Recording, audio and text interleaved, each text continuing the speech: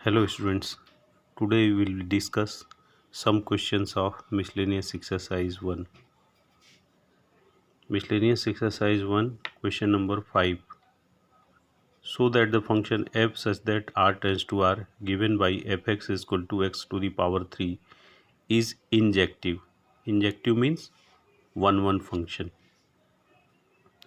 Its solution is f such that r tends to r be a given function. Domain is set of real number and codomain is also a set of real number. Function fx is equal to x cube is injective. We will prove that fx is equal to x cube is injective in f such that r tends to r. fx is equal to x का power 3 injective है, ये हमको prove करना है. Let x1 x2 belongs to R domain. इस domain में से 2 elements हमने ले लिया x1 x2.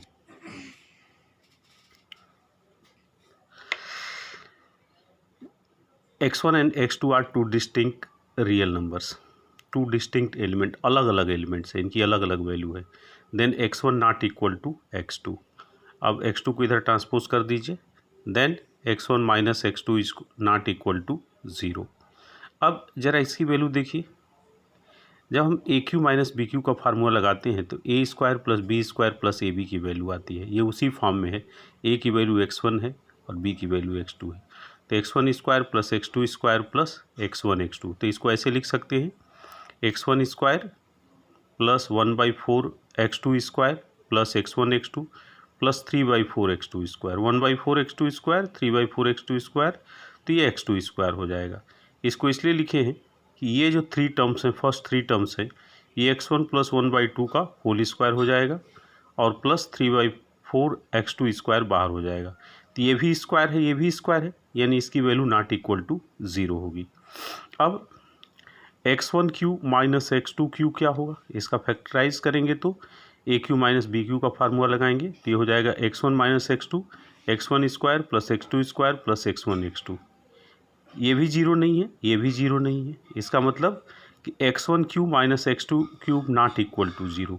x2 क्यूब को इधर ट्रांसपोज कर दो तो ये हो जाएगा x1 cube not equal to x2 cube. x1 cube क्या है, अगर यहाँ x1 रखेंगे तो यहाँ x1 हो जाएगा, तो ये fx1 है. और x2 क्यूब क्या है, अगर x को x2 रखेंगे तो ये भी x2 हो जाएगा, ये fx2 है. तो हम लेके चले थे कि x1 not equal to x2 और आ गया fx1 not equal to fx2 for all x1 x2 belongs to R domain. Then f is 1 function, or injective.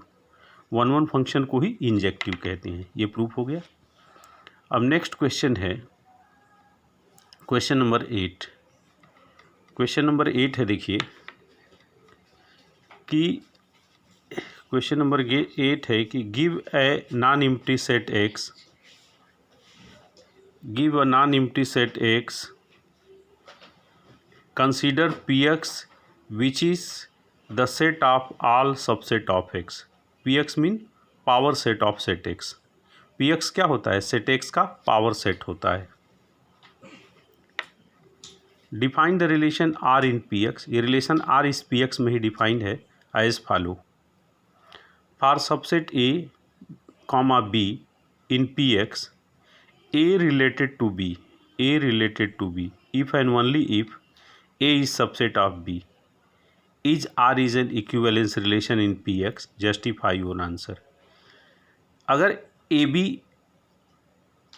px के सबसेट्स हैं और a रिलेटेड टू b, ये रिलेशन है, इसमें a और b रिलेशन है, ये तभी हो सकता है if and only if a is subset of, ये प्रॉपर सबसेट का साइन है, a is proper subset of b is an equivalence relation. तो इक्विवेलेंस प्रूव करने के लिए हमको इसको रिफ्लेक्सिव, सिमेट्रिक और ट्रांजिटिव दिखाना होगा. अब देखिए क्वेश्चन नंबर 8 है, define relation R in P X, A B R subset of P X, A related to B if and only if A is subset of B. अब मान लीजिए कि let A is proper subset of P X, then A is subset of P X. A तो A का subset होगा ही, for all A belongs to P X. Then R is reflexive. A का तो सबसेट होगा ही, then R is reflexive इस power set के लिए. फिर A is subset of B, मान लीजिए if A is subset of B but B is not subset of, ये प्रॉपर सबसेट है, इसमें कम एलिमेंट हैं, बी में ज़्यादा एलिमेंट हैं। Then A is subset of B but B is not subset of A, क्योंकि इसमें ज़्यादा एलिमेंट्स हैं, यानी A is subset of B but B is not subset of A, then R is not symmetric. Third है कि if A is subset of B and B is subset of C, subset का मतलब proper subset, then A is subset of C. अगर A के सारे element B में हैं और B के सारे एलिमेंट C में हैं तो A के सारे एलिमेंट C में होंगे, then R is transitive. R is not equivalence relation because R is not symmetric. R equivalence नहीं होगा क्योंकि ये सिमेट्रिक नहीं है। अब इसका देखिए क्वेश्चन नंबर 15, इसमें बहुत सारे क्वेश्चन नहीं हैं आपके सिलेबस में, जैसे एक्सरसाइज 1.4 आपके सिलेबस में नहीं है, और बाइनरी ऑपरेशन से रिलेटेड जितने भी क्वेश्चंस हैं वो आपके सिलेबस में नहीं है। अब इसलिए आप क्वेश्चन नंबर 15 देखिए। 15 है कि a is equal to -1 0 1 2 and b is equal to -4 -2 0 2 if f comma g subset of such that a tends to b, f और g दोनों का डोमेन a है और कोडोमेन b है। b function defined f(x) is equal to x square minus x, x belongs to a, and gx is equal to 2 mod x minus 1/2 minus 1, x belongs to a। Are f and g are equal, पूछ रहा है कि f और g equal है, तो इसका solution देखिए। ए दिया है -1 0 1 2 और बी है -4 -2 0 2, F G such that A tends to B, F और जी दोनों का डोमेन सेट ए है और को डोमेन बी है। एफ एक्स दिया है x square minus X, X belongs to A, और जी एक्स दिया है 2 ब्रैकेट में x माइनस 1/2 माइनस 1, और इसमें दिया है कि x बिलोंग्स टू ए। अब हम f-1 की वैल्यू निकालेंगे इस फंक्शन में रख करके, तो ये आ जाएगा -1 का स्क्वायर माइनस -1, तो ये 2 आ जाएगा। फिर g-1 की वैल्यू निकालेंगे यहाँ रख के, तो ये आ जाएगा 2 -1 1/2 -1, तो ये भी 2 के आ जाएगा। फिर निकालेंगे f0 यहाँ रख करके, तो ये आ जाएगा सॉल्व करने पर 0। फिर निकालेंगे g0, फिर x को 0 यहाँ रखेंगे, तो ये सॉल्व करके आ जाएगा 0, ये भी आ जाएगा जब यहाँ रखेंगे तो फंक्शन में। फिर निकालेंगे f1, तो हो जाएगा 1 स्क्वायर माइनस 1, ये भी 0 हो जाएगा। फिर निकालेंगे g1 2 mod 1 माइनस 1/2 माइनस 1, यही फंक्शन में रखेंगे, तो ये भी आ जाएगा 0। फिर निकालेंगे f2, तो ये हो जाएगा 2 का स्क्वायर माइनस 2 हो जाएगा। फिर निकालेंगे g2, तो ये हो जाएगा 2 mod 2 माइनस 1/2 माइनस 1, तो इसकी वैल्यू भी 2 आ जाएगी।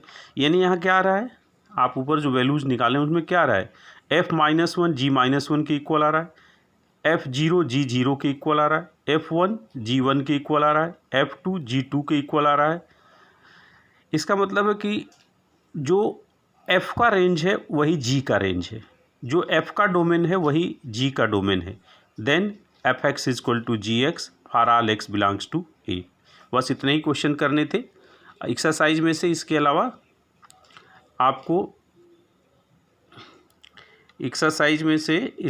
आपको क्वेश्चन नंबर, ध्यान से देख लीजिए, क्वेश्चन नहीं करना है, जैसे कि आपको क्वेश्चन नंबर 12 नहीं करना है, 13 नहीं करना है, 14 नहीं करना है, और फिर लास्ट में से इसके बाद जो 20 है वो क्वेश्चन नहीं करने हैं, और एक्सरसाइज 1.4 नहीं करनी है। इस तरह से ये चैप्टर आपका आज कंप्लीट हो गया। ओके।